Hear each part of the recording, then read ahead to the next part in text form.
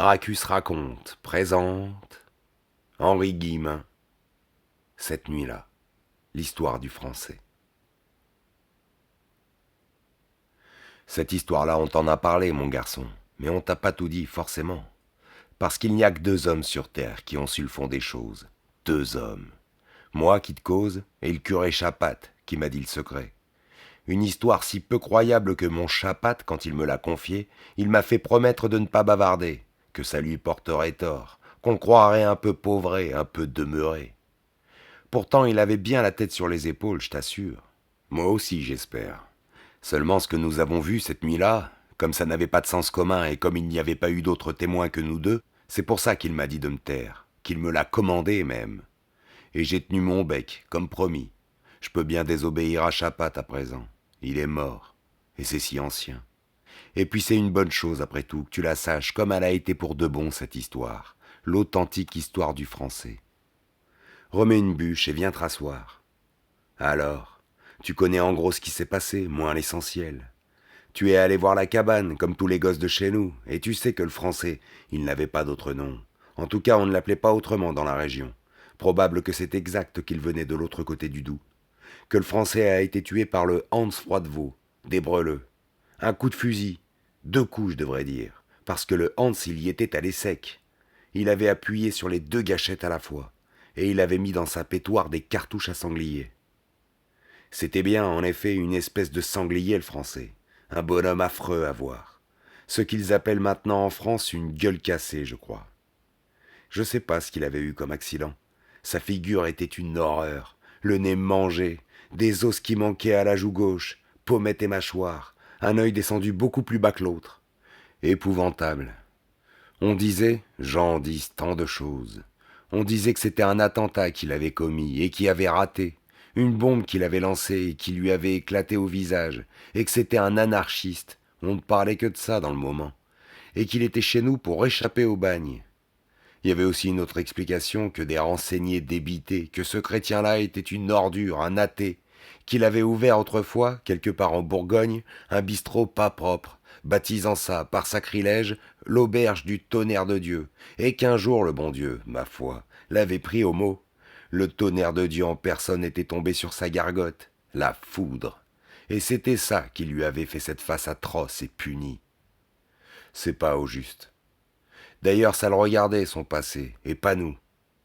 Personnellement, je n'ai jamais eu à me plaindre de lui, mais je n'aimais pas le rencontrer. Ça n'arrivait guère du reste. Il ne rôdait pas beaucoup, le jour du moins, hors de sa baraque, la masure sans fenêtre, la tanière de la saigne aux femmes. Il ne parlait jamais à personne. Il vivait, je me demande de quoi. Derrière sa bicoque, il y avait bien un carré, pas grand, où il tâchait de faire pousser des patates, des raves, quelques poireaux. Laternait bonne copaturage par là-haut, et son lopin était minable. Braconnait aussi, comme de juste. Prenait des passereaux à la glu, des lapins maigres au collet, mangeait des corbeaux, paraît-il. Ça ne vaut rien et ça porte malheur. On le soupçonnait de jeter des sorts. Ces histoires-là, c'est jamais clair. Je dis ni oui ni non. Le curé Chapat, lui non plus, ne se prononçait pas. Le décès du fils Jean Dupeux avait fait beaucoup causer. Ça s'était produit la semaine d'après que Jean Dupeux, un colosse, avait cogné sur le français parce qu'il l'avait trouvé chipant des épis dans son champ. En bordure, c'est vrai, mais des épis, évidemment, qui étaient sa propriété. Le Jean Dupeux avait dû se coucher le surlendemain. Les médecins n'avaient rien compris à ce qu'il pouvait bien avoir. Et il était mort. Est-ce que ça ne suffisait pas comme preuve, non? Et c'était aussi un fameux scandale, faut l'avouer, que pas même le jour de Pâques le français ne mettait les pieds à l'église. Les pires y viennent ce jour-là, les damnés libres penseurs. Je te parle de l'ancien temps, gamin, de l'autre siècle. Ils n'osaient tout de même pas s'abstenir le jour de Pâques. Eh bien, le français n'était jamais venu, et ça le faisait réprouver public, autant dire. Tellement que Chapat s'était décidé, par devoir, à monter jusqu'à la saigne aux femmes le matin du lundi de Pâques, cette année où mon histoire se passe. Il avait trouvé le français cuisant sa soupe de midi et qui avait sauté sur ses pieds, attrapant son bâton, quand le curé avait poussé la porte. Il l'avait pourtant laissé causer. Et il avait répondu, les mots sortaient mal, embouillis de sa mâchoire difforme. Il avait répondu que, d'abord, il ne croyait à rien, et que c'était son droit, et qu'ensuite Pâques ou la Trinité, ça n'existait pas. Des inventions idiotes, comme aussi les numéros des jours et les heures en chiffres, une rigolade, des conneries, je m'excuse, des conneries de cinglés, qu'il ne savait et qu'il ne voulait pas savoir si c'était le 1er janvier ou le 14 juillet, qu'il s'en foutait absolument, que les montres et le calendrier c'était pas fait pour lui, et que pour ce qui était du 5 jours de Pâques, le curé pouvait bien se le mettre. Tu me comprends. Chapat n'avait pas insisté. Il était reparti, un peu éberlué. Il avait traversé la distance en disant des je vous salue en série pour la conversion de ce pauvre bougre d'endurci et d'affreux, avec sa binette saccagée pareil à un masque de balle. Nous y sommes maintenant, fiston. T'as bien suivi. Tu te rends bien compte.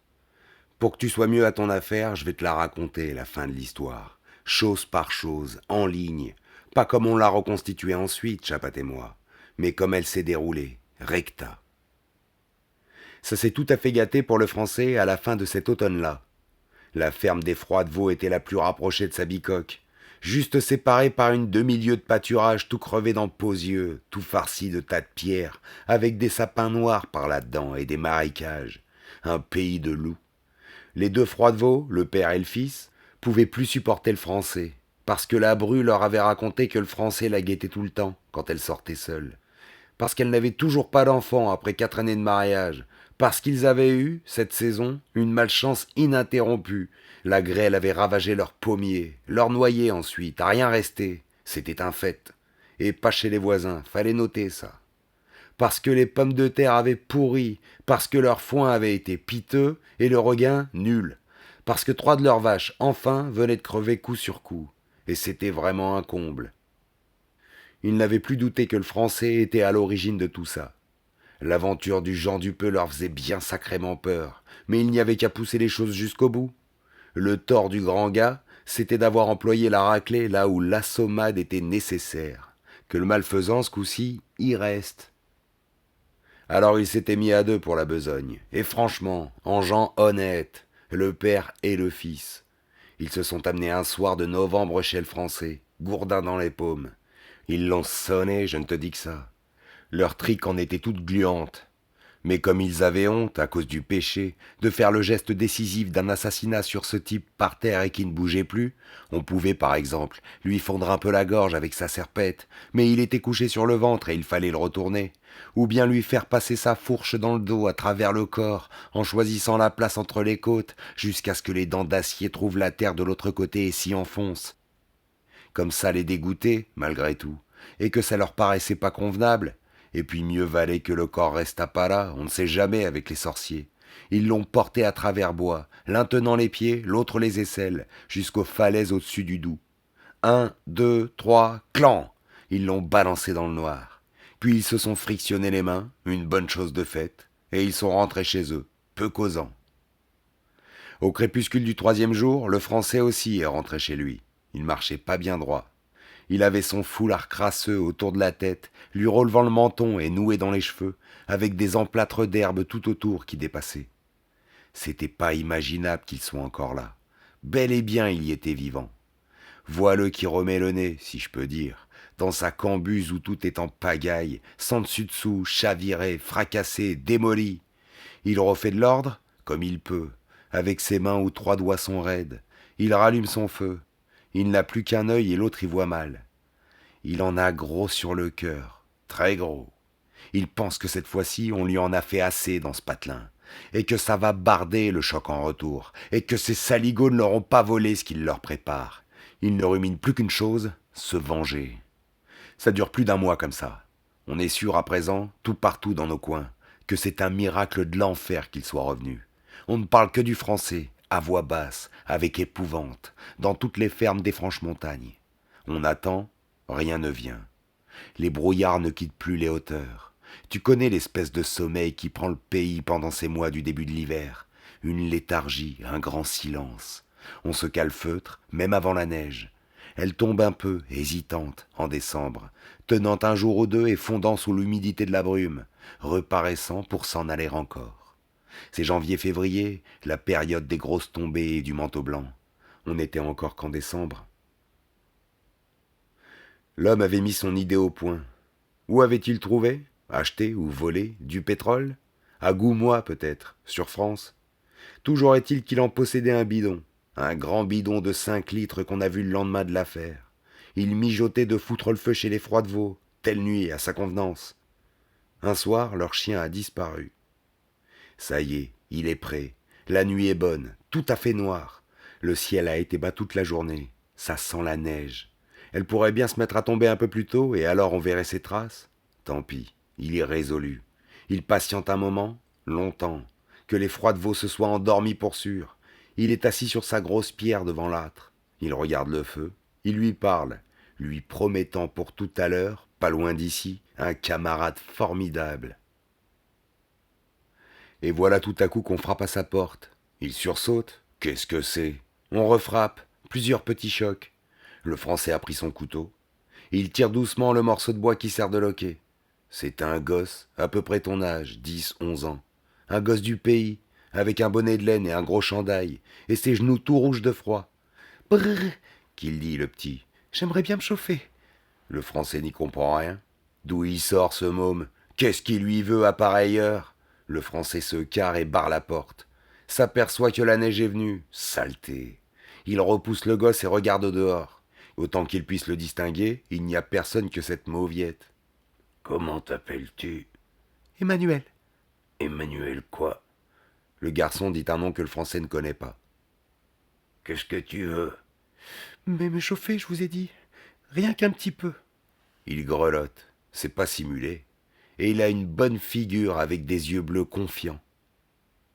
Le Français l'a laissé entrer, et il s'en étonne lui-même. Mais ce qui est encore bien plus étonnant, c'est que le gosse ait pas du tout peur, qu'il ait l'air de trouver naturelle sa gueule de monstre, perfectionnée encore depuis le mois dernier. Le Français a l'habitude de voir tous les mômes de toutes les fermes s'égayer comme des souris à son approche, ou lui crier de très loin des injures en se cachant derrière les arbres. Et ce gosse-là est brave avec lui, tout simple. Ou bien que ce serait un déluré hypocrite qu'on a envoyé pour l'espionner. Bon Dieu, le bidon de pétrole qui est juste dans le coin. Mais le petit gars s'est assis par terre devant le feu, et il tourne le dos à l'objet. Il n'a pas dû le voir. Il n'a fait qu'un saut de la porte au foyer quand le Français s'est écarté. Il lève vers la brute restée debout sa petite frimousse gaie, et il rit, offrant ses mains ouvertes à la flamme. Est-ce que ça fait du bien? Le Français a tiré sa pierre d'un bon mètre pour ne pas s'asseoir juste à côté de ce loupio baroque. Qu'est-ce que tu fiches dehors comme ça, en pleine nuit? Tes parents te laissent courir? Ils sont où, tes parents? Où tu vas? Mais le petiot a sorti des poches de sa culotte 2 pommes, une de chaque côté. 2 pommes saines et rouges, qu'il frotte sur le velours à côte pour les faire briller. Il tend l'une au Français, de bon cœur, tandis qu'il mord dans l'autre. Alors le Français ne sait pas ce qui lui arrive. On lui donne quelque chose, à lui. On lui donne cette pomme. C'est un rêve. Il n'aurait qu'à avancer la main vers ce petit cou blanc qu'il voit par-dessus le chandail. Sa main droite, le pouce et l'index sont encore bons.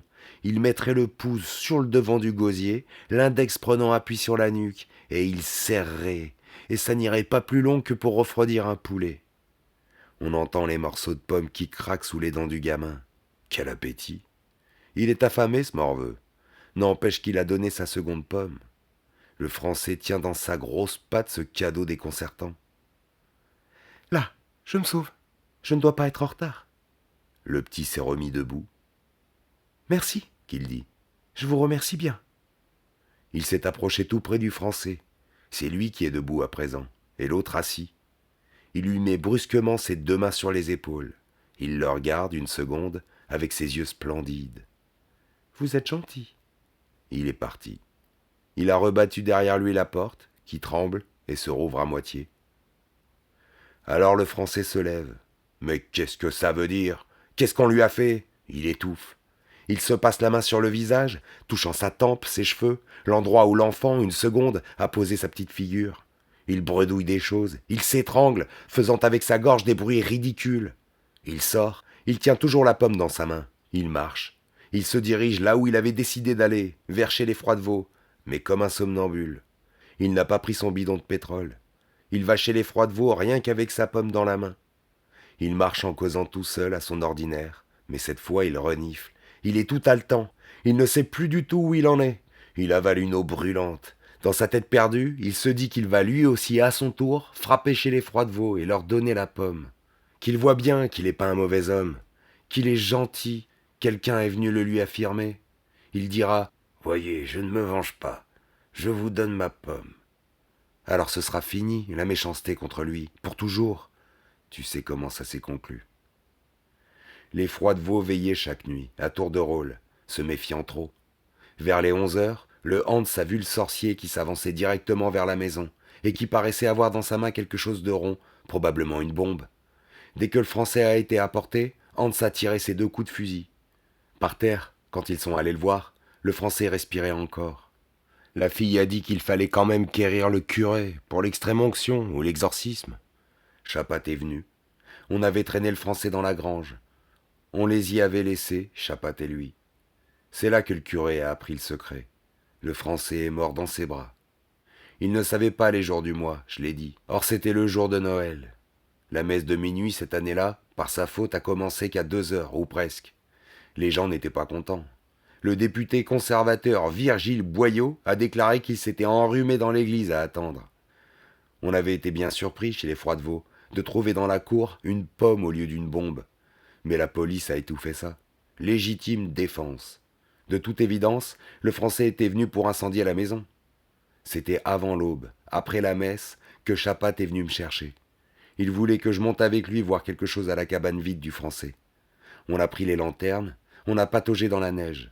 On est arrivé, tenant nos lanternes à ras du sol. Il y avait bien des pas d'enfants qui sortaient de la cabane, et aussi ceux du Français qui s'en allaient à perte de vue, du côté de sa mort.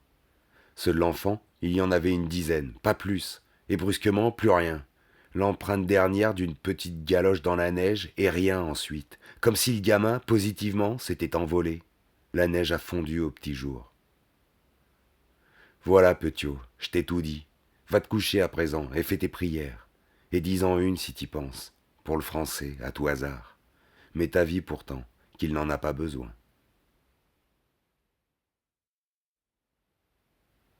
C'était Gracchus raconte, lisant du Guillemin. Si ça t'a plu, abonne-toi, pose un pouce ou laisse un commentaire, ce sera fort apprécié.